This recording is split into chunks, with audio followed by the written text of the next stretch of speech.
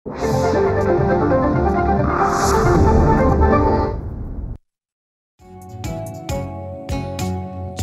ग्राहक जागो, जागो जागो जागो, झाली नवी पहाड बघा हो. जागो ग्राहक जागो, करताना कुठलीही खरेदी नीट पारखून घ्या हो.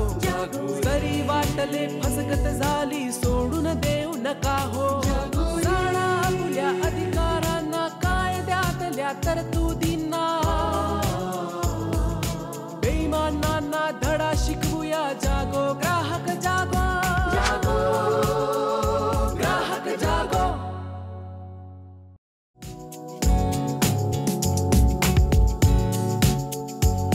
नमस्कार. जागो ग्राहकच्या आजच्या भागात मी रश्मी आंबेडकर आपल्या सगळ्यांचं मनापासून स्वागत करते.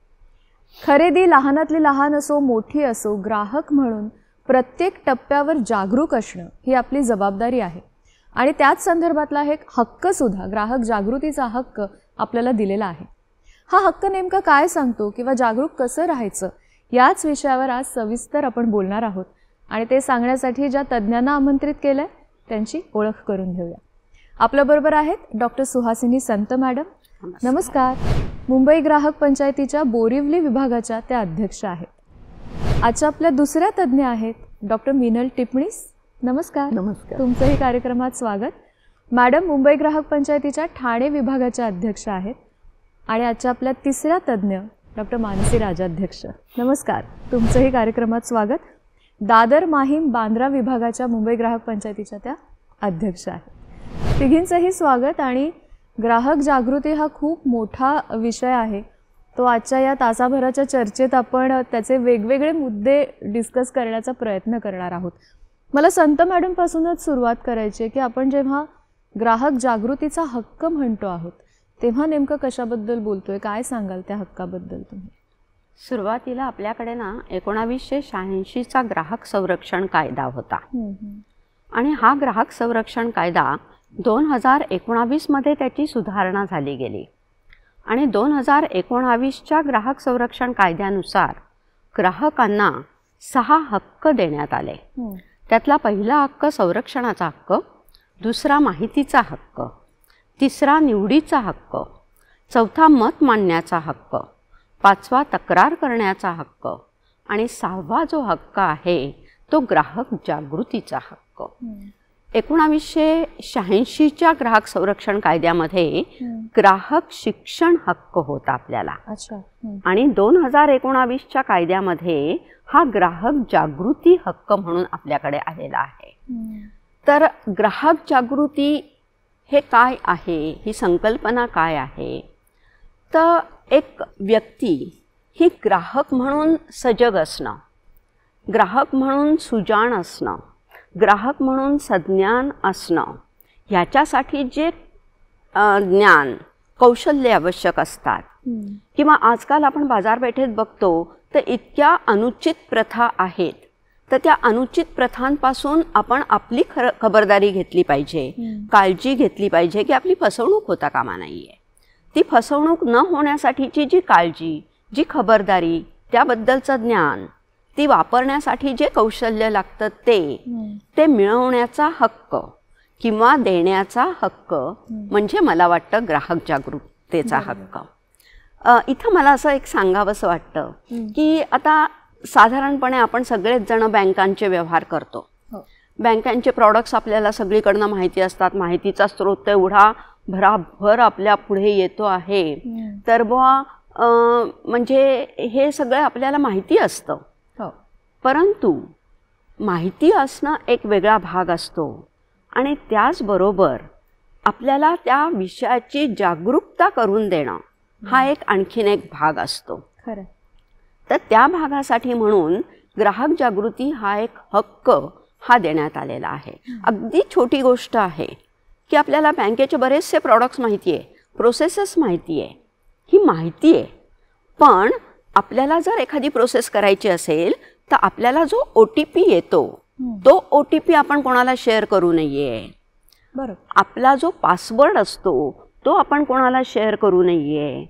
आधार कार्डचा नंबर आपण कोणाला शेअर करू नये. ही मला वाटतं ग्राहक जागृती आहे. त्यामुळे ग्राहकांनी माहिती तर मिळवायचीच आहे आणि त्याचबरोबर ग्राहकांनी जागरूकही व्हायचं आहे आणि जागृत करून पण घ्यायचं आहे. आणि संस्थांनी ती जागृती ग्राहकांमध्ये करायची आहे. कारण मला वाटतं ग्राहक जागृती ही फाउंडेशन आहे आणि ते जर पक्क असेल तर पुढचं निश्चितच खूप चांगल्या प्रकारचं आपली फसवणूक होणार नाहीये. बरोबर. आपल्याला सगळे हक्क मिळत असताना काही गोष्टींची काळजी आपण जी घ्यायची आहे त्याच्यामध्ये मला वाटतं हा जागृतीचा अधिकार खूप महत्त्वाचा ठरतो. आणि तो हक्क अशासाठी आहे की तक्रार होण्याच्या आधी आपण काय करू शकतो, फर्स्ट प्लेस याबद्दलची ती जागरूकता आपण म्हणू शकतो. ह्यामध्ये तुम्ही जसं म्हणालात की ज्या ग्राहक संस्था आहेत त्यांचा पुढाकार हा खूप महत्त्वाचा आहे. कारण त्या डायरेक्टली ग्राहकांपर्यंत ह्या जागृतीसाठी पोहोचत असतात.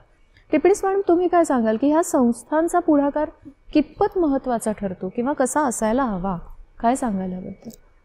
आपण बघितलं तर बाजारपेठेच्या केंद्रस्थानी ग्राहक आहे आणि म्हणून त्याच्या भूमिकेवर आर्थिक उलाढाल होत असते आणि समाजाचा मोठा घटक सुद्धा ग्राहक आहे. पण हा जो घटक आहे समाजाचा तो नक्की जागरूक आहे का तो निद्रिस्त अवस्थेत आहे आणि तो विखुरलेला आहे. तो विखुरलेला असल्यामुळे कारण का एकट्या ग्राहकाला कुठे दाद मागायची किंवा ग्राहक जागृतीत नक्की काय करायचं हे कळत नाही. पण त्याला संघटित करणं खूप गरजेचं आहे. तर ह्यासाठी जर तो विखुरलेला असेल तर त्याच्यावर अन्याय होण्याची, त्याचे शोषण होण्याची शक्यता ही जास्त असते. आणि हे जर टाळायचं असेल तर ह्या ग्राहकांना एका प्लॅटफॉर्मवर आणणं आणि त्यांची जागरूकता वाढवणं हे गरजेचं आहे. तर ग्राहक संस्था ज्या आहेत त्या ह्याच्यात खूप मोलाची भूमिका बजावू शकतात. अशीच एक ग्राहकांच्या समस्यांवर कार्यरत असणारी संस्था म्हणजे मुंबई ग्राहक पंचायत. आणि ह्यांचे जवळजवळ आज 30,000 सदस्य आहेत. आणि देशातच नाही तर परदेशात सुद्धा यांचा एक ठसा उमटलेला आहे. बरोबर. त्यांच्या ग्राहकांना नक्की काय हवंय तर वितरणात त्यांना उत्तम दर्जाचं रास्त किमतीत आपण सामान देतो. त्याचप्रमाणे त्यांच्या तक्रार निवारणासाठी सुद्धा मार्गदर्शन करतो आणि त्याच्यात मोलाची मदत ग्राहकांना होत असते. तर ग्राहक चळवळ जर पुढे न्यायची असेल तर ते एकट्या दुकट्याचं काम नसून अशा ज्या संस्था असतात त्यांच्या ह्याच्यात सिंहाचा वाटा असतो. ग्राहक चळवळ पुढे नेण्यासाठी अशा संस्थांची गरज आहे. म्हणजे जर आपण बघितलं तर की ह्या जे ग्राहक आहेत ते विखुरलेले असतील तर ते एकटे दाद मागू शकतच नाही. म्हणजे आता आपण अगदी ओला उबरच्या सर्व्हिसमध्ये जरी बघितलं ती जी सेवा घेतो आपण तर त्याच्यात ग्राहकांना कळत नाही सेवा घेतल्यावर की मी नक्की निश्चित कुठे जावं. पण ह्याच्यासाठी राज्य शासनाचे जे निर्णय होणं आवश्यक आहे त्याच्यात ग्राहकांची प्रतिनिधित्व करण्याची संधी ही अशा ग्राहक संस्थांना मिळत असते आणि ती आपल्या मुंबई ग्राहक पंचायतींनी बजावलेली आहे. तर ग्राहकाचं जर गिऱ्हाईक होऊ द्यायचं नसेल आणि ग्राहकाला जर राजाच करायचं असेल तर अशा संस्थांचा खूप मोठा हातभार लागतो. आणि तुम्ही म्हणालात तसं की चळवळ तर ही आहेच पण त्यांना एकत्र आणणं हे सुद्धा खूप महत्त्वाचं ठरतं. आणि एकत्र आणण्यासाठी मग त्यांना वेगवेगळ्या प्रकारे त्यांच्यासाठी उपक्रम राबवणं किंवा त्यांच्यासाठी वेगवेगळ्या व्याख्यानांचं किंवा अशा अनेक कार्यक्रमांचं आयोजन करणं ही सुद्धा खूप महत्त्वाची गोष्ट आहे. तर यामध्ये मुळात जागृती जेव्हा आपण म्हणतो आहोत राजाध्यक्ष मॅडम तर ती मुळापासून होणं फार गरजेचं आहे. तर जागृतीसाठी मुळात काय गोष्टींचा समावेश असणं गरजेचं वाटतं तुम्हाला? संस्था तर कार्यरत आहेतच, हक्क आपल्याला दिलेला आहे, पण त्याच्यासाठी ग्राहक म्हणून आपण पण पुढाकार घेणं फार गरजेचं ठरतं. काय सांगाल या संदर्भात? यामध्ये आता मिनलताई म्हणाल्या तसं मुंबई ग्राहक पंचायत तर ह्याच्यात फार आता 50वं वर्ष चालू आहे, 50 वर्ष कार्यरत आहे ही जागृती येण्यासाठी.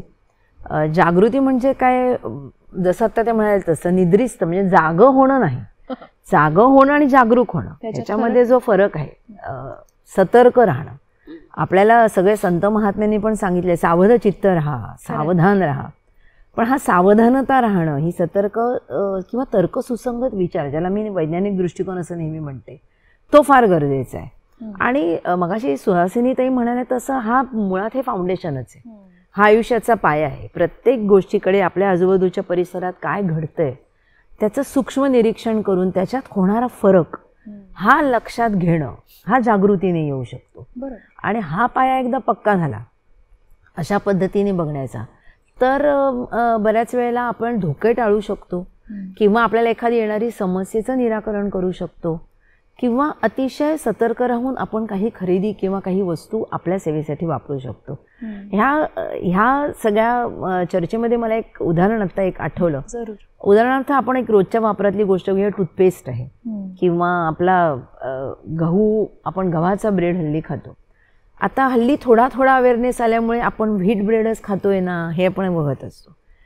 त्याच्याही पुढचं थोडीशी जागृती आल्यामुळे आपण त्याच्यावरची एक्सपायरी डेट हल्ली बघायला शिकलोय, की आपण हातात प्रॉडक्ट घेतल्याबरोबर एक्सपायरी डेट आहे ना. पण ह्याच्याही पुढे जाऊन म्हणून मी म्हटलं की तर्कसुसंगत विचार, माहिती असणं आणि माहिती समजणं ह्याच्यातला जो फरक आहे तो करायचा असेल तर आपण त्याच्यावरती काय लिहिलंय, नक्की व्हीट ब्रेडमध्ये व्हीट किती टक्के खरं हे आपण वाचणं गरजेचं आहे, ह्याची माहिती असणं गरजेचं आहे.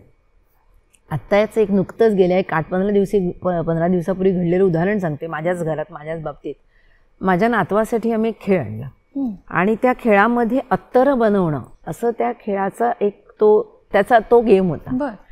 तर आता हल्ली आपल्याला सगळ्यांना माहिती आहे त्याच्या बॉक्सच्या मनाने आत म्हणजे डोंगर पोखरून उंदीर निघावा तसं त्याच्यामध्ये एवढ्या मोठ्या बॉक्सच्यात आम्हाला 4 बाटल्या काही ते मिळाल्या ते ठीक आहे. त्याच्यामध्ये एक बुकलेट होतं की कसा करावं अत्तर, कसं बनवावं वगैरे. आणि जेव्हा आम्ही ते वाचायला सुरुवात केली तेव्हा मग चल रे हे म्हटले तर ही बाटली काढते. तर माझा नातू मला असं म्हणाला, पण ह्या नावाची ही बाटली नाहीच आहे. अच्छा, ह्याच्यामध्ये जी 4 नावं दिलीत ह्या 4 बाटल्या वेगळ्याच नावांच्या. तर मी म्हटलं अरे आता मग हे कसं करायचं आपण. आता आपल्याला कॉमन सेन्सनी थोडं कळू शकतं, पण त्या मुलगा तो करत असताना त्याने तो जे लिहिलंय तेच तो वाचणार. त्याच्यामुळे तो म्हणाला हे नाहीच आहेत ह्या बाटल्यांवरती, मग आता काय करूया. तर तो म्हणाला आपण दुकानदाराकडे परत गेलं तर तो आता हे घेणार नाही ना आजी, कारण हे आता ओपन केलंय आपण. कारण तो दुकानदार घेताना म्हणाला होता हे ओपन मात्र करू नको, ओपन घेतलं तर मी घेणार नाही. मग मी म्हटलं तर थांब आता एक काम करूया, आपण हे वाचूया आता जे काय त्याच्यावर लिहिलंय ते. मग आम्ही तो बॉक्स वाचायला सुरुवात केली तर तिथे एके ठिकाणी ईमेल आय डी मिळाला. तर इन्फॉर्मेशन आणि ईमेल आय डी. तर मग आम्ही म्हटलं आपण ह्यांना ईमेल करून बघूया की असं झालेलं आहे, तर बघूया तर काय होतं. आणि तो म्हणाला चालेल, पण ते करतील का, उत्तर देतील का. मी म्हटलं आता हा एक प्रयोग आहे, आपण करून बघूया. आणि म्हणून ही समस्या आलेली होती, समस्येबद्दल जागरूक होणं गरजेचं होतं. आणि म्हणून मग आम्ही म्हटलं की चल, मग आम्ही ईमेल केला. ईमेलमध्ये मी ते फोटो काढून पाठवले, ह्याच्याऐवजी हे आलेलं आहे, ह्याच्याऐवजी हे आलेलं आहे, तर असं का आणि आम्ही काय करू आता असं म्हटल्यानंतर सरप्राईझिंगली असेल कदाचित आपल्यासाठी हे सरप्राईज आहे, पण हे खरं व्हायलाच हवं. 1-2 दिवसात का दुसऱ्याच दिवशी त्यांचा मेल आला की तुमचा मेल मिळाला आहे आणि आम्ही तुम्हाला 2 दिवसात उत्तर देतो, एवढा मेल. 2 दिवसांनी त्यांचा परत मेल आला की आम्ही तुम्हाला संपूर्ण पॅकिंग परत पाठवतो, 8 दिवसात तुम्हाला पॅकिंग मिळेल. मग माझ्या नातवाचा असा एक हे होता की हे कुठून येणार आहे पॅकिंग, फार लांबून येणार आहे का, इतके दिवस का लागणार आहेत. मग त्याने ते वाचायला सुरुवात केली. मग त्याला कळलं की ह्याच्यावरती आपल्याला माहिती मिळू शकते की कुठून येणार आहे हे. मग आम्ही ते शोधलं, मग 4 दिवसात येईल. 4 दिवसांनी ते आलं. आल्याबरोबर त्याने केअरफुली सगळं वाचलं, आत त्यातला तेच आहे ना बघितलं. आणि मग आम्ही त्यांना एक थँक्स हे पाठवलं. पण त्याच्यात पुढे त्याचा एक प्रश्न मध्ये असा होता की जेव्हा यायला वेळ लागायला लागला तेव्हा तो मला रोज असं विचारायचं की समजा ह्याने आपल्याला हे नाही पाठवलं तर आपण काय करायचं असतं. तर मी म्हटलं त्याच्याहीसाठी अशा संस्था आहेत, असे अनेक मार्गदर्शन केंद्र आहेत की जिथे जाऊन आपण आपली तक्रार काय आहे ते सांगून त्याचं निवारण करू शकतो. क्या बात.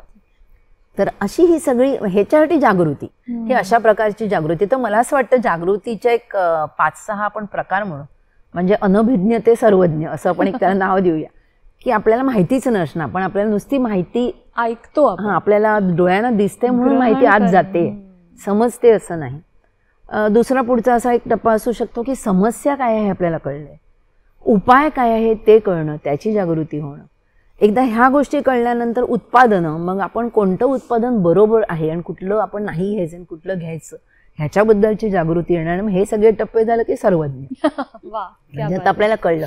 आणि सर्वज्ञ होणं हे आयुष्याच्या पायाच्या दृष्टीने का महत्त्वाचं आहे, अजून एक मला महत्त्वाचा मुद्दा असं वाटतो की विज्ञान वेगाने प्रगती करते. म्हणजे कालची गोष्ट आज नाही आहे, आजची गोष्ट उद्या कालबाह्य ठरते. आणि तंत्रज्ञानही खूप विकसित होते सगळ्याच, म्हणजे निसर्गाच्या असू दे, मानवाच्या असू दे, सुविधांसाठी प्रगती करते. त्या पेसनी आपल्याला जर एखाद्या उत्पादनाची फक्त माहिती कळली, आपला पाया पक्का नसेल तर आपण परत अडत राहणार आणि आपण विज्ञानाच्या वेगाबरोबर आपला वेग ठेवू नाही शकत. म्हणून पाया पक्का असेल, जागृती असेल तर कितीही तंत्रज्ञान वेगाने पुढे जाऊ देत, आपल्याला माहिती आपल्याला नेमकं काय बघायचंय. ह्याच्यासाठी जागृती महत्वाची असं. मला ह्या जागृतीबद्दल एक जागरूक कोणाला करायला हवं तर आजचा मोठा ग्राहक जो आहे तो ऑनलाईन खरेदीदार आहे. तर ऑनलाईनमध्ये त्याची कुठे फसगत होऊ शकते, कारण का तक्रार करण्यापेक्षा जर आपण खरेदी करताना जर ही जागरूकता पाळली किंवा सावधचित्तानं आपण हे जर केलं तर पुढच्या काही गोष्टी आपण टाळू शकतो. आता आपल्याला निवडीचा हक्क असल्यामुळे काय झालेलं आहे की ह्या ऑनलाईन साईट्स पण भरपूर आहेत आणि आपल्याला एकच आपल्याला प्रॉडक्ट हे विविध साईट्सवर वेगवेगळ्या किमतीत आपल्याला दिसतं. तर आपण त्याचा थोडासा अभ्यास केला पाहिजे.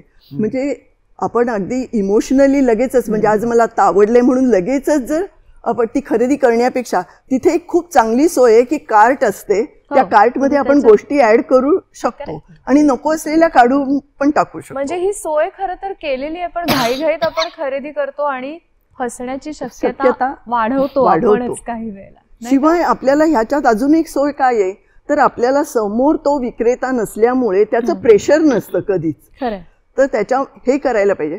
पण त्याचबरोबर आपण हे बघायला पाहिजे की ह्याची रिफंड रिटर्न पॉलिसी काय आहे. उद्या जर हे रिटर्न करायची वेळ आली तर ते किती दिवसात केलं पाहिजे हेही बघायला पाहिजे. बरं, त्याच्या बदल्यात पैसे मिळणार आहेत का आपल्याला वस्तूच घ्यावी लागेल हे सुद्धा आपल्याला बघायला पाहिजे. आता काही तर फर्निचर सुद्धा ऑनलाईन आपल्याला मिळतं आणि आपल्याला ते खूप अपीलिंग वाटतो, आपण लगेच मागवतो. पण त्याची असेंब्ली नक्की ह्याच्यात इन्क्लुडेड आहे का ह्या कॉस्टमध्ये, का त्या असेंब्लीसाठी आपल्याला दुसरा कार्पेंटर बोलवायला लागणार आहे आणि तो आपल्याकडे येणारा कार्पेंटर हे करू शकणार आहे का, या सगळ्याचा विचार हा आधी केला पाहिजे. घाई थोडी टाळून थोडंसं सांभाळून खरेदी करणं हे मला वाटतं जे पूर्वापार चालत आलं होतं त्याची परत आता गरज निर्माण झालेली आहे. आणखीन एक ह्याच्यावरनं मला एक आठवण झाली, जाहिराती ज्या असतात तर आपण जेव्हा सतर्क होतो, जागृती जेव्हा येते, ग्राहक जागृती पूर्ण सर्वार्थाने, तेव्हा आपण या जाहिरातींकडे कर्मणूक म्हणून बघू शकतो आणि त्याचा जाहिरातीदारांनी जाहिराती कराव्यात तो त्यांचा प्रश्न आहे. पण आपण त्यातला काय मुद्दा घ्यायचा आहे हे आपल्याला कळण्याची सतर्कता येईल. आणि जाहिरात काय नुसती उत्पादनांची असत नाही, हल्ली जाहिरात एक युनिव्हर्सिटी जी आहे त्याच्यावरती जाहिराती माणसांच्या पण असतात की मी उत्तम डॉक्टर आहे, माझ्याकडे येऊन औषध घ्या. तर मग ह्याच्यामधलेही तथ्य आपल्याला कळायला लागतं, धोके कळायला लागतात, मग घ्यायचं की नाही ती सेवा हे आपल्याला कळायला लागतं.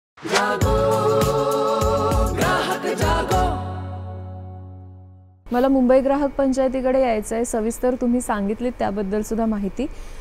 अशा पद्धतीने जागरूकता निर्माण करण्यासाठी मुंबई ग्राहक पंचायतीचे वेगवेगळे कार्यक्रम तर होतातच, त्यातल्या काही उपक्रमांबद्दल तुम्ही काय अजून माहिती द्याल की ज्याच्या थ्रू ते खूप सहज ग्राहकांपर्यंत पोहोचतात. म्हणजे वितरण तर आहेच, त्याच्याबद्दल आपण सविस्तर बोललो आहोत, पण त्या पलीकडे जाऊन आणखीन कोणत्या कोणत्या गोष्टी आहेत? मुंबई ग्राहक पंचायतीचं मासिक येतं दर महिन्याला आणि त्या मासिकाद्वारे बरीचशी माहिती ग्राहकांना दिली जाते, ग्राहकांचं प्रबोधन पण केलं जातं. म्हणजे जर आपण त्याचा थोडासा पूर्व इतिहास बघितला तर 1975ला मुंबई ग्राहक पंचायत स्थापन झाली आणि 1976ला जेव्हा वाटप सुरू झालेली होती त्यावेळेला असं एक लक्षात आलं गेलं संस्थेच्या की आपण ग्राहकापर्यंत कसं पोचणार आहोत. कारण 76 वगैरे म्हणजे तेव्हा मोबाईल नव्हते, व्हॉट्सअप नव्हतं, ईमेल नव्हते, मग आपण ग्राहकापर्यंत पोचायचं कसं. बरोबर. आणि त्याचं एक सोल्युशन, उपाय म्हणून मग त्यांनी ठरवलं की आपण एक मुखपत्र काढूया आणि त्या मुखपत्राद्वारे आपण ग्राहकांना वाटपासंबंधी माहिती देऊया आणि ग्राहकांशी मनमोकळेपणाने संवाद साधूया. म्हणून एप्रिल 76ला पहिलं ग्राहक मुखपत्र हे बाहेर आलं मुंबई ग्राहक पंचायतीचं आणि मग ग्राहकांशी संवाद साधायला सुरुवात केली त्यांनी. आणि 1980 पासून ह्या मुखपत्राचं स्वरूप मात्र कायम बदलायला लागलं. अच्छा. मग 1981ला लक्षात आलं गेलं की अरे आपले अमराठी ग्राहक पण आहेत बरं का. आणि मग अमराठी ग्राहकांना ही माहिती कशी करणार, कारण तोपर्यंत मराठीमध्येच फक्त होतं मुखपत्र. मग 81 पासून त्या मुखपत्रामध्ये मराठी आणि इंग्रजी भाषेमधून माहिती द्यायला सुरुवात झाली गेली. असं हळूहळू टप्प्याटप्प्याने ते सुधारत गेलं आणि मग कालानुरूप त्याच्यामध्ये बदल होत गेले. आणि आजचं जर ते मासिक बघितलं तर एक अतिशय आकर्षक असं मासिक आहे.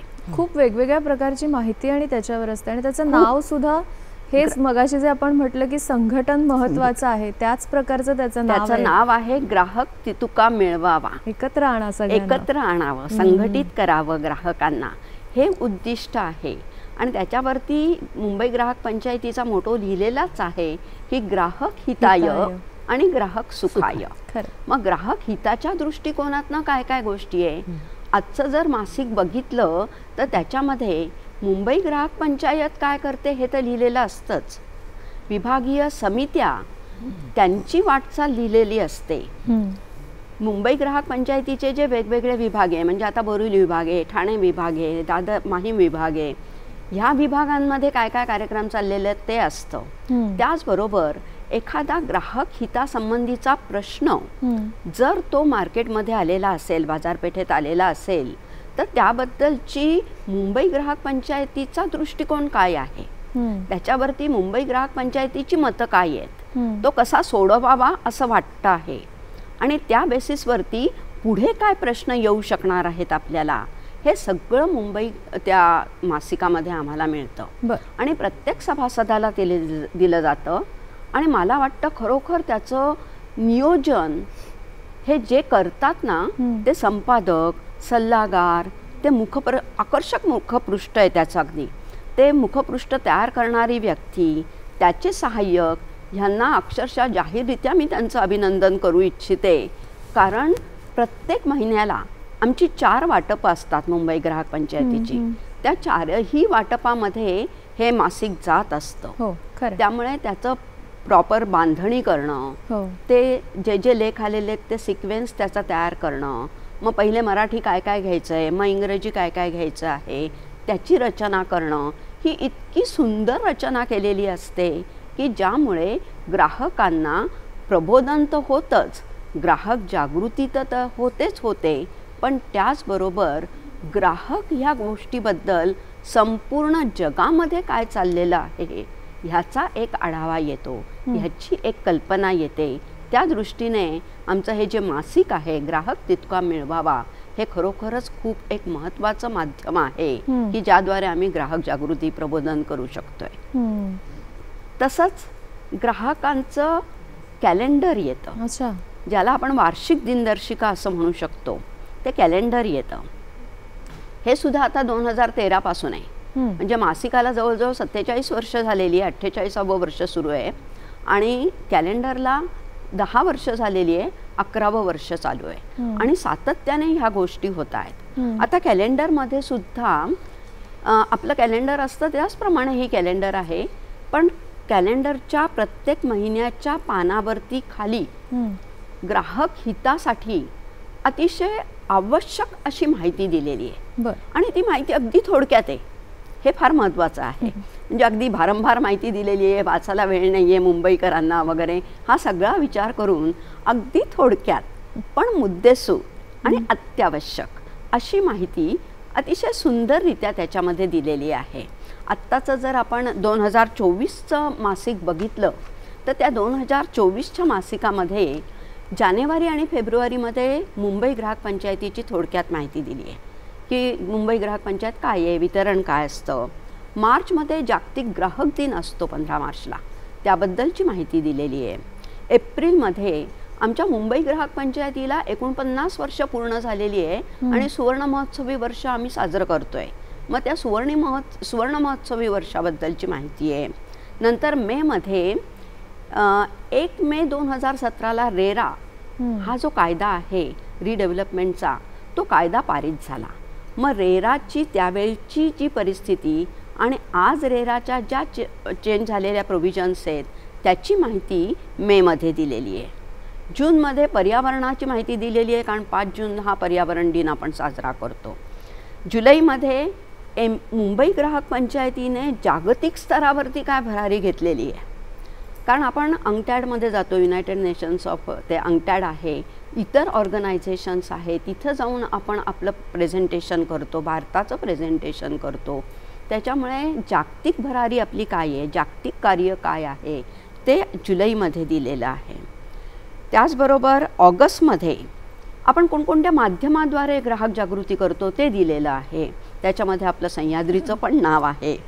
सप्टेंबरमध्ये मुंबई ग्राहक पंचायतीची तक्रार मार्गदर्शन केंद्र आहेत वेगवेगळी, की तिथं जाऊन तुम्ही आपली तक्रार सांगू शकता, तुम्हाला मार्गदर्शन मिळेल ही तक्रार कशी सोडवायची आहे, तुम्ही कुठे ह्याचं सोल्युशन मिळू शकेल तुम्हाला. ती तक्रार मार्गदर्शन केंद्रांचे पत्ते, त्यांचे नंबर हे आपल्याला सप्टेंबरच्या पानावरती मिळतं. आपण सप्टेंबरपर्यंतच थांबूया, कारण पुढच्या कॅलेंडरचे महिने काय असतील ती उत्सुकता थोडी प्रेक्षकांमध्ये राहू देत. कदाचित जाऊन कॅलेंडरवर काय आहे हे आपले प्रेक्षक निश्चित बघावे त्यांनी. अजून आपल्या पेठा सुद्धा आहेत आणि त्या सुद्धा मला वाटतं खूप महत्त्वाचं माध्यम ठरू शकतात याबद्दल, नाही का? बरोबर आहे. आता सुहासिनी ताईंनी सांगितल्याप्रमाणे कॅलेंडर आणि मासिक जे आहे त्याच्यातून आपल्या आपल्या सभासदांना खूप माहिती मिळू शकते. पण ह्याच्याशिवाय जो मोठा ग्राहक वर्ग अजून बाजारपेठेत सुद्धा आहे, तर त्यांना जर जागरूक करायचं असेल तर त्याच्यासाठी आपल्या ग्राहक पंचायत पेठांच्या इतकं उत्तम व्यासपीठ नाही.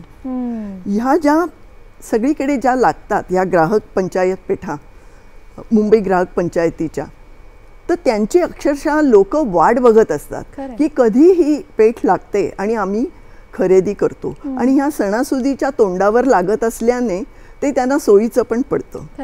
आणि ह्याचं कारण इतकंच आहे की तिथे दर्जा तर उत्तम असतोच मिळणाऱ्या वस्तूंचा, आणि उत्पादकांकडून थेट विक्री होत असल्यामुळे किंमतही रास्त असते. आता इतर सुद्धा अनेक पेठा बाजारात आज आहेत, पण ह्यांचं वैशिष्ट्य म्हणजे काय की इथे नुसते प्रदर्शन आणि विक्री होत नाही, तर ग्राहकांचं प्रबोधन सुद्धा होतं. आणि त्याच्यासाठी जागो ग्राहक नावाचा एक स्टॉल आपल्याकडे असतो.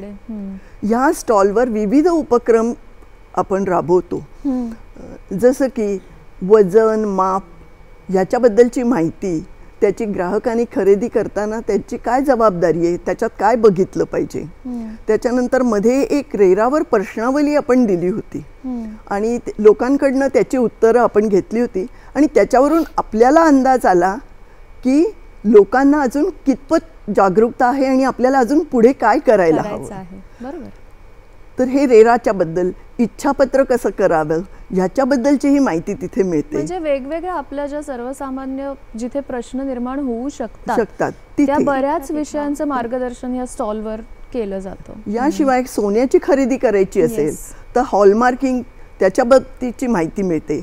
अन्न भेसळ हा एक मोठा प्रॉब्लेम आहे आपल्याकडे, तर ती भेसळ कशी ओळखायची आणि खव्यातली भेसळ ओळखण्यासाठी तिथे प्रात्यक्षिकही केलं जातं की जे लोकांच्या मनात पक्क ठसतं. आणि जर आपण बघितलं तर पर्यावरणाचा तिथे स्टॉल असतो, त्याच्यातून पर्यावरण संरक्षणाबद्दल आपण माहिती देतो.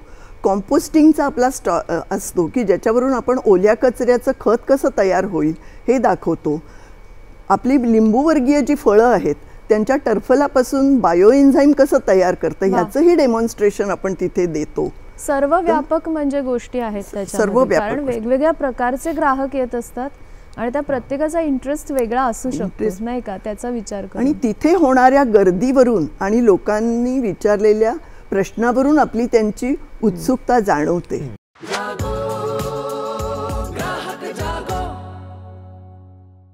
मी खरं तर हा प्रश्न थोडासा नंतर विचारणार होते, पण राजाध्यक्ष मॅडमने मगाशी जे उदाहरण दिलं त्यामुळे मला हा प्रश्न थोडासा आधीच घ्यावा असं वाटतंय की तुम्ही तुमच्या नातवाचं जेव्हा उदाहरण दिलं तेव्हा मुलांना, लहान मुलांना जे आपले भावी ग्राहक आहेत त्यांना टार्गेट करून त्यांना त्यांच्यापर्यंत गोष्टी पोहोचवणं ही आता काळाची गरज झाली, कारण त्यांच्या पुढचं मार्केट दर क्षणाला बदलणार आहे.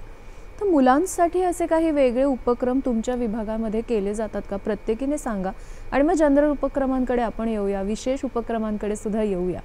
पण कार्यक्रमाची वेळ धावतीये, त्याच्यामुळे काही जे महत्त्वाचे मुद्दे आहेत त्यावर बोलूयात आता आपण. आपण मुलांसाठी कार्यक्रम प्रत्येक आपल्या मुंबई ग्राहक पंचायतीच्या प्रत्येक विभागात आपापल्या परीने घेतले जातात. दादर माहीम वांद्रा विभागामध्ये आपण एक 2-4 वर्ष मुलांसाठी वक्तृत्व स्पर्धा घेतल्या. अच्छा. आणि त्याला खूप छान प्रतिसाद मिळाला आणि त्यांना दिलेले विषय हे माझा टिफिन किंवा माझे खाऊचे पैसे आणि मग त्याच्याबद्दलची त्यांच्या संकल्पना आणि मग ते लिहिता लिहिताच त्यांच्यामध्ये ती आपोआप जागृती व्हायला लागते जेव्हा वक्तृत्व स्पर्धेची तयारी केली जाते. तर अशा पद्धतीची वक्तृत्व स्पर्धा किंवा एखाद्या वर्षी आम्ही मेडिकल कॅम्प घेतला होता. तर तोही एक त्यांच्यामध्ये अवेअरनेस निर्माण करण्यासाठी वेगवेगळ्या पद्धतीने कसा विचार करता येईल त्यासाठी मदत करणारा आणखीन एक उपक्रम जो मी पुढे सांगणारच होते, जो आत्ता विषय आता तुम्ही काढलात हा खूप चांगला मुद्दा आहे. आम्ही आत्ता कारण आपण म्हणतोय जागृती झाली पाहिजे आणि ती आत्ताच्या ग्राहकांमध्ये असेल पण ती पुढच्या भावी पिढीच्या ग्राहकांमध्ये असणं गरजेचं आहे. आणि त्या दृष्टिकोनाने आत्ता रिसेंटली आम्ही 2 कार्यक्रम आणखीन प्रामुख्याने त्याच्यावर फोकस केला आहे. त्यातलं एक आहे त्याला आम्ही नाव दिलं होतं हॅपी अवर्स. म्हणजे त्याच्यामध्ये आम्ही मुलांचं अर्ध्या दिवसाचं एक कार्यशाळा घेतो आणि त्याच्यामध्ये 3 ते 4 खेळ घेतो आणि ते खेळ सगळे आपल्या पर्यावरणाशी किंवा आपल्या वस्तूंशी किंवा आपल्या रोजच्या व्यवहाराशी निगडीत असतात. अच्छा. आणि त्याच्याबद्दल बोलता बोलता मुलंच शेवटी बोलती होतात की हां नाही हे ह्याच्यात नव्हतं किंवा हे बघायला पाहिजे किंवा हे मी वाचलं होतं किंवा ह्याच्याबद्दलची माहिती. अगदी एक उदाहरण द्यायचं झालं तर आम्ही अनेक खेळांमधला एक खेळ असा होता की आम्ही त्यांना सगळी आपली शेंगांची धान्य दिली आणि त्यातल्या बिया काढल्या आणि शेंगांची टरफलं वेगळी आणि दाणे वेगळे आणि त्यांना सांगितलं होतं हे मॅच द कॉलम करा, म्हणजे हे लावा कुठल्या टरफलातली कुठला दाणा आणि काय दाणा कितीतरी आणि ते लिहायला सांगितलं. तर ती मुळात ह्या दाण्याला म्हणतात काय, इंग्रजी नाव लिहा, हिंदी लिहा, मराठी लिहा. पण काय असतं की ताटात पडलेली भाजी खायची त्याच्यामुळे ही शेंगेतनं आली आहे फळातनं आली आहे आणि मग ती नेमकी कुठे असते. तर मग ह्याच्यातनं मुलांनी खूप मजा केली त्या जोड्या लावताना आणि मग त्यांना बऱ्याच गोष्टी समजल्या पण असे. किंवा एखादं रॅपर वाचणं एखादा हाही एक खेळ असू शकतो किंवा एक ड्रॉइंग कॉम्पिटिशन आम्ही घेतली त्याच्यातही एक काही गमतीचे मुद्दे घातले. तर ह्याला आम्ही हॅपी अवर्स नाव दिलं होतं आणि त्याच्याबद्दल खूप विचारणा होते आणि हे बघायला काही शाळांचे प्रिन्सिपल आले, काही पेरेंट्स आले, पाठी त्यांना आम्ही बसायला ठेवलं होतं की तुम्ही बघा फक्त मध्ये मुलांना काही हे करायला येऊ नका डिस्टर्ब. आणि त्यांनी बघितलं शांतपणे. तर त्या शाळा आता विचारणा करतायत की आमच्याकडे तुम्ही हॅपी अवर्स घ्याल का. वा. आणि दुसरा एक गोष्ट आम्ही करतो, एक 1.25 तास असा एक आम्ही 1.25 तासाचा कार्यक्रम करतो ज्याच्यामध्ये आम्ही एक अर्धा पाऊण तास एक काहीही त्यांना आवड असलेलं त्यांच्याशी निगडीत असलेल्या एखाद्या तंत्रज्ञानाबद्दलची गोष्ट किंवा एखाद्या त्यांच्या शाळेत असलेल्या पाठ्यपुस्तकाबद्दलची एक्स्ट्रा माहिती, अशी विज्ञानाशी निगडीत माहिती जी आपल्याला आवश्यक आहे तर्कसुसंगत विचार करायला आपल्या भूमिकेतनं, ती आम्ही एक अर्धा पाऊण तास त्यांना सांगतो. अशा पद्धतीचा तो एक 1.25 तास. आणि जनरल विषयावर बोलणार आहात आणि एक 1.25 तास तुम्ही आमच्याशी येऊन बोलणार आहात. प्रत्येक शाळा अगदी आवडीने हा कार्यक्रम घेऊ शकते आणि घेतात. खरं. सो हे अगदी मला लक्षात आत्ता लगेच आठवलेले कार्यक्रम. संत मॅडम, मुलांसाठी, कारण ते भावी ग्राहक आहेत आणि त्याही पेक्षा मुलांकडनं जेव्हा पालकांपर्यंत गोष्टी पोहोचतात तेव्हा त्याचं पटकन त्या अंगीकारल्या जातात. हे सुद्धा बऱ्याच जणांचा एक अनुभव असतो. काय सांगाल की बोरिवली विभागामध्ये आणि आसपासच्या भागामध्ये आम्ही एक 10 शाळा अशा आयडेंटिफाय केलेल्या आहेत आणि 10 शाळांमध्ये आम्ही कंझ्युमर क्लब स्थापन केलेले आहेत. अच्छा. ग्राहक मंडळ स्थापन केलेलं आहे आणि त्या कंझ्युमर क्लबतर्फे सातत्याने वर्षभर आम्ही ॲक्टिव्हिटीज करत असतो. मग प्रत्येक शाळेसाठी आमची एक टीम आहे आणि ती टीम तिथं जाते आणि ती सातत्याने काम करत असते. मग त्यांना आम्ही अवेअरनेस क्रिएट करतो, त्यांना जागृती हे देतो की बुवा तुमचे हक्क काय आहेत. तुमची हक्काबरोबरच नुसते हक्क माहिती नको, अधिकार माहिती नको, तर आपली कर्तव्य काय आहे हे पण माहिती असलं पाहिजे. त्यामुळे हक्क आणि कर्तव्याची जाणीव करून देणं. त्याचबरोबर तुम्ही कुठे गेलात, आता लहान मुलं असतात ते ब्रेड आणायला जातात, बिस्किट घेतात किंवा मॉलमध्ये जाऊन काय काय घेतात. तर मग त्यावेळेला त्यांनी कोणती काळजी घेतली पाहिजे, त्यांनी त्याचं वेस्टर्न कसं वाचायचं आहे, त्या वेस्टर्नावरचं लेबलवरचं काय बघायचं आहे, त्यांनी पॅकेजवरचं काय बघायचं आहे, आम्ही त्यांना ते पॅकेजेस दाखवतो आणि त्यांना सांगतो आता बघा ह्याच्यामध्ये हे गोष्टी आहेत का, आणि त्यांना खूप आनंद होतो ते सांगताना. आणि मग ते असं संवाद सुरू होतो आमच्यात आणि त्यांच्यामध्ये. आणि मग त्यांना आम्ही अवेअर करत जातो. मग वजनमापांबद्दल सांगतो की तुम्ही हे वजनमाप बघता का तिथं गेल्यावरती. त्याचबरोबर त्यांना आम्ही आता ह्या छोट्या मुलं शाळेतल्या मुलांनासुद्धा आम्ही सांगतो की काही फोन आले तर तुम्ही ते फोन कसे घ्यायचे आहेत, त्या फोनवर कसं बोलायचं आहे, काय सांगायचं नाही, हे मेन आम्ही स्ट्रेस करतो की काय सांगायचं नाहीये तुम्ही तिथं. आणि ह्या सगळ्या अवेअरनेस आम्ही त्या कंझ्युमर क्लबतर्फे करतो. आमच्या इथं मराठी, हिंदी, गुजराती ह्या तिन्ही माध्यमांच्या शाळा आहेत आणि ह्या तिन्ही माध्यमांच्या शाळांमध्ये सातत्याने वर्षभर हा उपक्रम आमचे कार्यकर्ते करत असतात. म्हणजे त्या मानाने ना बोरिवली विभाग हा फार म्हणजे भाग्यवान विभाग आहे आणि मी तर स्वतःला भाग्यवान समजते की त्याचं अध्यक्षपद मला मिळालं गेलेलं आहे. पण बोरिवलीमध्ये सक्रिय कार्यकर्ते खूप आहेत आणि एक कार्यकर्त्यांची खूप छान टीम आहे आणि हे सगळे कार्यकर्ते स्वयंसेवी आहेत, व्हॉलंटरीली ते त्यांची सर्व्हिस देत असतात. आणि हे कार्यकर्ते इतके उत्साही असतात की आज ह्या टीमला पाठवावं का त्या टीमला पाठवावं असा प्रश्न अनेक वेळा मला पडत असतो. आणि मग आम्ही त्या टीम वाटून दिल्या की ते तिथं जाऊन तो कार्यक्रम घेतात, विद्यार्थ्यांची शिबिरं घेतात. त्याचबरोबर महाविद्यालयीन विद्यार्थ्यांसाठी आम्ही निबंध स्पर्धा घेतो. ग्राहक हिताची काही हे देऊन विषय देऊन त्यांचं पोस्टर प्रेझेंटेशन घेतो. इलोक्युशन कॉम्पिटिशन्स त्यांच्या घेत असतो. हे आम्ही शाळेचे विद्यार्थी आणि बाकीचे विद्यार्थी त्याचबरोबर संपूर्ण बोरिवली आणि आसपासच्या विद्यार्थ्यांसाठी आम्ही एक कार्यक्रम करतो. मग तो युवकांसाठीचा असा असतो.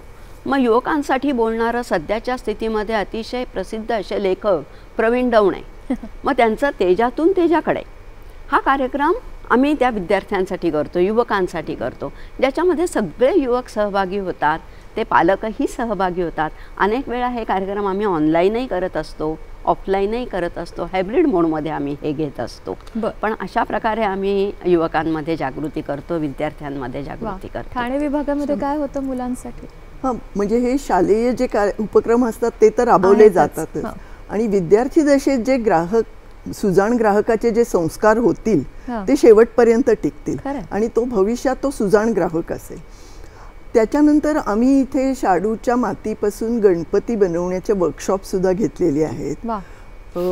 आपल्या पेठेतच त्यांच्यासाठी एक सापशिडीचा खेळ आपण असतो आणि त्याच्यातून त्यांचा आहार कसा असावा किंवा त्याच्यातून कशातून त्यांचं पोषण होईल ही माहिती त्यांना कळते. त्याचबरोबर छोटी छोटी शब्दकोडी असतात की ज्याच्यात पर्यावरणाविषयीची माहिती ते शोधू शकतील. तर अशा प्रकारे विविध चित्रकला स्पर्धा जेणेकरून त्यांची उत्सुकता वाढली पाहिजे आणि त्यांचा सहभाग असला पाहिजे. म्हणजे आता खरं तर ऐकताना असं वाटेल की पर्यावरण आहे किंवा इतर ह्या सगळ्या गोष्टी किंवा काय खावं किंवा या सगळ्या गोष्टींचा ग्राहक म्हणून काय संबंध, पण त्याची जर आपण लिंक लावत गेलो, त्याची साखळी जर जोडत गेलो तर कुठेतरी सगळं खरेदीशी येऊन जोडलं जातं आणि तिथे ग्राहक म्हणून आपण मुलांना घडवतोय. म्हणून मी हा प्रश्न थोडासा आधी घेतला, कारण आता आपले जे बघणारे आहेत त्याच्यात अनेक पालक असतील तर त्यांना पण असं वाटेल की आपल्या मुलांनी चांगलं ग्राहक म्हणून समाजामध्ये वावरलं पाहिजे. खूप वेगवेगळे उपक्रम तुमच्या सगळ्या विभागांतर्फे होतात. म्हणजे जनरल तर होतच असतील, ग्राहक जागृतीसाठी होतात ते की बिल घेतलं पाहिजे किंवा वेस्टर्न वाचलं पाहिजे, हे तर उपक्रम होतातच. पण मला आता ते थोडंसं बाजूला ठेवून पुढच्या मुद्द्याकडे जायचं आहे की वैशिष्ट्यपूर्ण उपक्रम तुमच्या विभागांमध्ये काय होतात ह्याकडे आपण वळूया. प्रत्येकीने एखाद दुसरा सांगितला तरी मला ऐकायला आवडेल, आपले सगळे प्रेक्षकसुद्धा ऐकतील की ग्राहकांसाठी वैशिष्ट्यपूर्ण असे कोणते उपक्रम राबवले जातात. काय सांगाल संत? बोरिवली विभागातर्फे आम्ही कठपुतळ्या बाहुल्यांचा खेळाद्वारे ग्राहक जागृती, अरे वा, असा एक कार्यक्रम आम्ही केलेला. त्याचबरोबर ॲडवॉच क्लब हे बोरिवली विभागाने सुरू केलं. आता मुंबई ग्राहक पंचायतीच्या स्तरावरती तो होतो आहे. तसंच अंध आणि अपंगांनी बनवलेल्या राख्या आम्ही राखी पौर्णिमेच्या दिवशी वितरित करत असतो. तसंच मनोरंजनाद्वारे प्रबोधन म्हणून आम्ही तिथं नाट्य महोत्सव घेतो. अच्छा. हां, त्यामुळे काय होतं की नाटक बघण्यासाठी लोक येतात आणि मग त्यांना आम्ही मुंबई ग्राहक पंचायतीची माहिती सांगतो, ग्राहक हिताबद्दल सांगतो, ग्राहक हक्कांबद्दल सांगतो. म्हणजे त्याच्यात सगळं आलं की खरेदी करताना तुम्ही कुठल्या गोष्टीची काळजी घेतली पाहिजे, काय टाळावं, काय करावं. मधल्या ज्या मध्यंतर असतं त्याच्यामध्ये ती माहिती आम्ही सांगत असतो आणि मग त्यामुळे ते लोक आमच्याशी जोडलेही जातात, म्हणजे कार्याचाही विस्तार होतो आणि त्यांना माहिती पण ती दिली जाते, जागरूक पण होतात ते. बोरिवली विभागाने पहिल्यांदी पुस्तिका काढली, ग्राहक राजाची कवच कुंडल. अच्छा. आणि टपालाद्वारे प्रश्नोत्तराद्वारे ग्राहक जागृती ही पुस्तिका प्रथम बोरिवली विभागाने काढली. आता अनेक पुस्तिका मुंबई ग्राहक पंचायतीतर्फे निघत आहेत. अनेक विभाग पण आपापल्या पुस्तिका काढायला लागलेले आहे. प्राध्यापकांची चर्चासत्र, अरे वा, हे आम्ही घेतो. नंतर आम्ही कार्यकर्त्यांचं प्रशिक्षण शिबिर घेतो तिथं. त्याचबरोबर जे कोणी सदस्य आहे त्यांचं पण प्रशिक्षण शिबिर आम्ही तिथं घेत असतो, कार्यकर्त्यांचं प्रशिक्षण शिबिर. आणि बोरिवली विभागाला सांगायला मला अभिमान वाटेल की मुंबई ग्राहक पंचायतीतर्फे 4 वेळा उत्कृष्ट विभाग म्हणून आम्हाला पारितोषिक मिळालेलं आहे. अभिनंदन. हो, धन्यवाद त्याबद्दल. आणि जास्तीत जास्त संघ असलेला आणि 4ही वाटप होणारा असा विभाग तो बोरिवली विभाग असं आम्ही म्हणत असतो. आणि सहली आयोजित करतो आम्ही. मग त्यावेळेला एक थोडं ब्रॉडर सेन्सवरती सामाजिक संस्थेला भेट देणं, कृषी याला भेट देणं आणि त्याच्यातनं मग एक सामाजिक जागृती निर्माण करणं हा एक आमचा प्रयोग सहलीतर्फे होत असतो. मेळावा घेतो, पेठामध्ये सक्रिय सहभाग असतो. विद्यार्थी पेठ आम्ही पहिले घेत होतो, विद्यार्थी पालक पेठ. आता शाळाच देतात सगळं काही म्हणून आम्ही ते सोडलं, पण विद्यार्थी पालक पेठ आम्ही घेत होतो, छत्र्यांचं वाटप करत होतो. नंतर आम्ही आता अदर ऑर्गनायझेशनला पण आमच्यामध्ये सामावून घेतो. मग आम्ही आरवॉट आणि मुंबई ग्राहक पंचायतीचा बोरिवली विभाग अशा काही ॲक्टिव्हिटीज घेतो. रेल्वे आणि आमचा विभाग अशा काही ॲक्टिव्हिटीज घेतो. मग रेल्वे स्थानकावर आमचे स्टॉल्स लागतात, आरवॉडमध्ये स्टॉल्स लागतात आणि मग सगळ्यांचीच ग्राहक जागृती त्यामुळे होऊ शकते.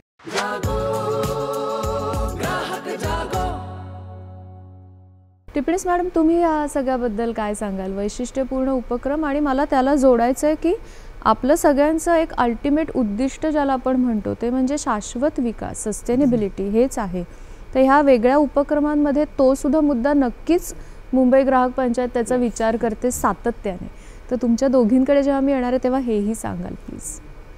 शाश्वत जीवनशैली हा ग्राहकाचा अधिकार आहेच, पण मुंबई ग्राहक पंचायतीच्या उद्दिष्टांपैकी हे महत्त्वाचं उद्दिष्ट आहे. जी. आता आपण जर बघायला गेलं तर संतुलित पर्यावरणासाठी आपण 3R म्हणजे रेड्यूस, रियूज आणि रिसायकल ह्या 30 सूत्रीचा अवलंब केला पाहिजे. जर आपण म्हणजे ग्राहकांनी गरजेपुरत्याच आणि गरजेच्या प्रमाणातच वस्तू खरेदी कराव्या, अन्यथा त्याचा कचरा होण्यास वेळ लागत नाही. बरोबर. जर आपण बघितलं तर हल्ली काय झालेलं आहे की दर 1.5-2 वर्षांनी माणूस एक नवीन सेलफोन विकत घेतो. कारण का? ते एक तर माझ्या स्टेटसला शोभायला हवं किंवा माझ्या मित्राकडे आहे म्हणून. पण जेव्हा तुम्ही नवीन सेलफोन घेता तेव्हा तुम्ही जुन्याचा रियूज करणार आहात का? किंवा जर रियूज नसेल तर त्याच्या रिसायकलिंगचा पर्याय काय आहे त्याचा विचार केला आहे का? हे सगळं बघितलं पाहिजे, अन्यथा ई वेस्ट मोठ्या प्रमाणात हल्ली तयार होते. खरं. त्याचप्रमाणे आपण बघतो की आपल्याकडे से नो टू प्लास्टिक बॅग्स म्हणजे ही मूवमेंट खरं खूप मोठ्या प्रमाणावर जोर धरायला हवी आहे. ह्याच्यासाठी ठाणे विभागातून आजतागायत 5000 पेक्षाही जास्त कापडी पिशव्यांचं वितरण केलेलं आहे, वाटप केलेलं आहे. आता आपण जर बघितलं तर जर एका कुटुंबातली जर त्यांच्याकडे आठवड्यातून 3दा बाजारहाट होत असेल तर एका वेळेस 4 ते 5 पिशव्या आणि त्या पण एकल वापराच्या पिशव्या, सिंगल यूज प्लास्टिक बॅग्स जर असतील तर जवळजवळ महिन्याला 50 एका कुटुंबात 50 प्लॅस्टिकच्या पिशव्यांचा कचरा जमा होतो. आणि जर 200 कुटुंबाचं जर सोसायटी असेल तर तिथे एका महिन्यात 10,000 अशा पिशव्या जमा होतात की जो कचराच असतो. आणि तो नक्की कुठे डिस्पोज ऑफ करायचा, कारण का ह्या प्लॅस्टिकचं विघटन कुठेही होत नाही. तर ह्याच्यासाठी जर ग्राहकांनी सवय लावून घेतली की मी जसं आठवणीने मोबाईल घेते बरोबर त्याचप्रमाणे एक कापडी पिशवीसुद्धा माझ्या पर्समध्ये टाकीन आणि व्यापाराला सांगेन की मला प्लॅस्टिकची पिशवी नको. जर प्रत्येक ग्राहकांनी जर असं सांगितलं तर उद्या व्यापारीही प्लॅस्टिकची पिशवी ठेवणार नाही. खरं खरं मला वाटतं ह्या खूप छोट्या गोष्टी आहेत ज्या आपण विचारात घेतल्या पाहिजे. आणि ह्याच अनुषंगाने मुंबई ग्राहक पंचायत ठाणे विभागात अजून एक वैशिष्ट्यपूर्ण राबवला जाणारा उपक्रम म्हणजे संस्थेच्या कार्यालयात आम्ही फुकट गेलेल्या किंवा नको असलेल्या औषधांचं संकलन करण्यासाठी एक संकलन बिन आम्ही उपलब्ध करून दिलेली आहे. अरे वा. ग्रीन फार्मसी फाउंडेशन यांच्या सहकार्याने आम्ही हे करतो आणि तिथे नुसते आपले सभासदच नाही तर इतर नागरिक सुद्धा आपल्याला नको असलेली औषधं तिथे डंप करू शकतात. त्याची विल्हेवाट पुढे कशी लावायची हे नंतर ठरलं जातं, तुम्ही त्याची काळजी घेता? आम्ही संकलन करतो त्याचं आणि नंतर ती पुढे ग्रीन फार्मसी फाउंडेशन घेऊन जाते आणि शास्त्रोक्त पद्धतीने त्याचं विल्हेवाट लावली जाते. कारण का हे जर झालं नाही तर उद्या हे जे अँटीबायोटिक्स किंवा हे जे आहेत ते आपल्या अन्नसाखळीद्वारे मनुष्याच्या शरीरात शिरकाव करू शकतात आणि मग गंभीर समस्या निर्माण होऊ शकतात. तर त्या होऊ नये म्हणून हा उपक्रम राबवतो आणि मला सांगण्यास म्हणजे आनंद वाटतो की ठाणे विभागाने ठाणे शहरात सर्वात जास्त अशा औषधांचं संकलन करून दिलेलं आहे आणि त्यासाठी ह्या 15 ऑगस्टला प्रशस्तीपत्र देऊन आम्हाला गौरवण्यात सुद्धा आलं. अभिनंदन. राजाध्यक्ष मॅडम तुम्ही काय सांगाल? कन्क्लुडिंग तुम्ही बोलणार आहात त्या सगळ्याबद्दल काय सांगाल? आत्ता पण 2 शब्द तुमच्या बोलण्यात झाले, शाश्वत विकास. तर शाश्वत विकास हाच मोठं घेऊन आधी ग्राहक जागृती केली जाते, कारण पिढ्यानपिढ्या आपल्याला त्याची खात्री हवी आहे. शाश्वत विकासाच्या दृष्टिकोनाने जाताना ग्राहकांचे जसे हक्क आहेत त्याची जबाबदारी आहे असं पण सुरुवातीला म्हटलं. आणि आपण म्हणतो ग्राहक राजा. हा राजा जसा मागतो तसं समोरच्या गोष्टी घडतात आणि म्हणून ग्राहकाने सामूहिकदृष्ट्या त्याची जर एखाद्या पद्धतीची मागणी असेल तर उत्पादकांना उद्योजकांना तशा गोष्टी बनवाव्या लागतात, सेवाधारकांना त्याच्या सेवा द्याव्या लागतात. दादर माहीम वांद्रा विभागात खूप वैशिष्ट्यपूर्ण कार्यक्रम केले गेले. त्यातले थोडक्यात 1-2 सांगते, कारण मला ते सगळेच सांगावेसे वाटतात म्हणून मी ते प्रत्येक उपक्रम थोडक्यात सांगते. ओला कचरा सुका कचरा हे तर त्याचं प्रबोधनचं चालूच असतं, ऑनलाईन प्रबोधन चालू असतं बऱ्याच वेळा. BSTचं एकदा असं झालं होतं की BST बसेसचे जे नावाच्या पाट्या यायच्या त्या मध्यंतरीच्या काळात अशा झाल्या होत्या की त्या खडूनी लिहिल्या जायच्या किंवा त्या अर्धवट दिसायच्या नाहीत वगैरे. आणि हे जेव्हा लक्षात आलं तेव्हा सिनियर सिटीजन्सना आणि मुलांना आत विचारायला लागायचं कंडक्टरला ही बस कुठे जाते, किती नंबरची आहे. मग हे लक्षात आल्यानंतर त्याच्यावर अपार मेहनत केली गेली आणि मग आपण एक अर्ज दिला BSTला भेटून आणि ह्या पाट्यांविषयी दखल घ्यायला सांगितली आणि ती घेतली गेली. आणि त्याच्यानंतर इलेक्ट्रॉनिक पाट्या बिघडल्या असल्या तरी व्यवस्थित करून लावण्याची जबाबदारी घेण्याचं BSTने मान्यही केलं. आणि असं का झालं होतं त्यांचे जे प्रॉब्लेम होते ते त्यांनी त्यावेळेला सांगितले. म्हणजे आपण सेवा मागितलीही पाहिजे ग्राहक राजाने तेव्हा, आणि ही शाश्वत जीवनाकडे जाणारी शैली, कारण सिनियर सिटीजन महत्त्वाचे आहेत. किंवा आणखीन 1-2 छोटे उपक्रम आहेत पण त्याच्या आधी एक मला सांगायला आवडेल, एक सेव्ह वॉटर हा एक उपक्रम घेतला गेला की दादर भागातल्या सगळ्या रेस्टॉरंटमध्ये त्याच्यासाठी आहार या त्यांच्या अंतर्गत येतात ही हॉटेल्स. तर पाणी अर्धा ग्लासच द्या किंवा उरलेलं पाणी झाडांना घाला किंवा मागितल्याशिवाय पाणी देऊ नका. आणि त्याच्याबद्दलची छान हे बनवून घेतले बॅनर्स कसे किंवा पोस्टर्स बनवून घेतली डिझायनरकडनं. आणि मग ती रेस्टॉरंटमध्ये आम्ही त्या आहार संस्थेला दिल्यानंतर त्यांनी ती रेस्टॉरंटमध्ये लावली होती आणि त्याचा खूप चांगला हे झाला. सेव्ह वॉटर हे पुन्हा शाश्वत विकासाशी रिलेटेड आहे. आणखीन संघभेटी चालू असतात.